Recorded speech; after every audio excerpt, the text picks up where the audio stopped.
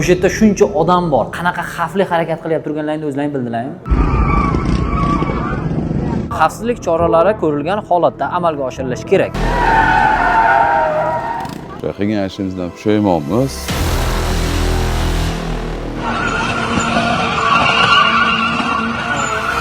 Nexia 3 mashinamda har xil driftlar qildim. Degan ishimdan afsusdaman.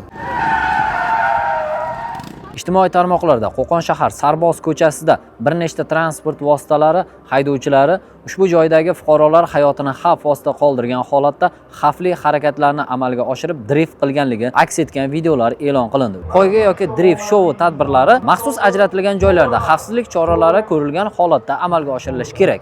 Lekin ushbu transport vositalari qatnov qismida boshqa harakat ishtirokchilarining hayotiga xavf solgan holatda o'zboshimchalik bilan mana shunday drift shou tadbirlarini amalga oshirgan. Ushbu holat yuzasidan tezkor surishtiruv ishlari olib borilib, transport vositalarining barchasi aniqlandi va ularning haydovchilariga nisbatan O'zbekiston Respublikasi Ma'muriy javobgarlik to'g'risidagi kodeksining 128 prim 10-moddasiga asosan ma'muriy bayonnoma rasmiylashtirilib, qonuniy chora ko'rishlik uchun to'plangan hujjatlar jinoyat ishlari bo'yicha Qo'qon shahar sudiga yuboriladi.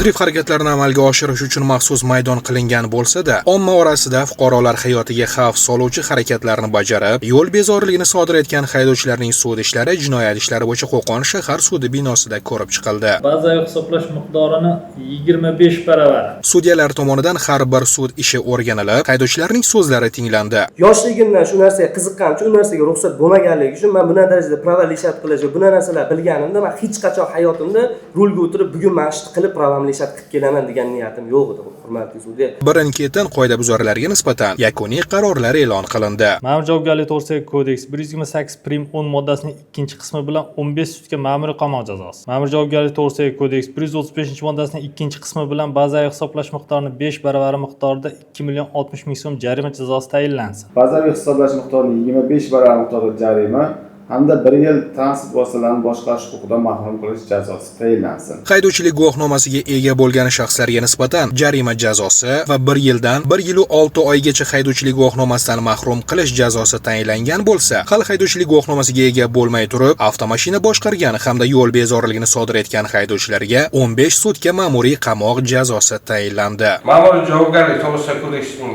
128 moddasi 2-qismi bilan 15 sutka ma'muriy qamoq jazosi, 135-modda 2-qism bilan bazaviy hisoblash miqdorini 5 baravar miqdorda 2,60 so'm jarima jazosi, ma'muriy javobgarlik to'g'risidagi kodeksning 34-moddasiga asosan tayinlangan yengilroq jazoni og'irroq jazo bilan qoplash yo'li bilan uzr-kesir 15 sutka ma'muriy qamoq jazosi tayinlansin. Endilikda ushbu haydovchilar transport vositasini boshqarib, yana takroran shu va shu kabi qo'pol qoidabuzarliklarni sodir etadigan bo'lishsa, ularni oldinda yanada jiddiyroq jazo chorasi kutadi. Xulosani o'zingizga qoldiramiz.